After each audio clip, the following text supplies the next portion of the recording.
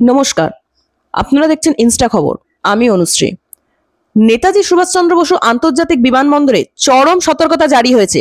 গত 24 ঘন্টায় বাতিল হয়েছে মোট 12টি বিমান।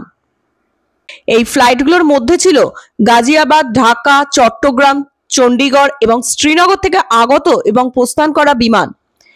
এই সিদ্ধান্ত নেওয়া হয়েছে পাকিস্তানের সন্ত্রাসবাদ বিরোধী বিমান হামলার পর, যার কারণে 7টি রাজ্যে 18টি বিমানবন্দর সাময়িকভাবে বন্ধ করা হয়েছে।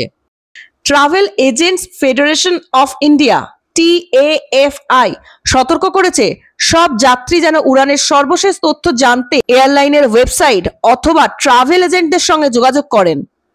কলকাতা বিমানবন্দরে 3 স্তরের নিরাপত্তা বলয় তৈরি হয়েছে। বাড়ানো হয়েছে CISF বাহিনীর সদস্য সংখ্যা 1400 থেকে 1600।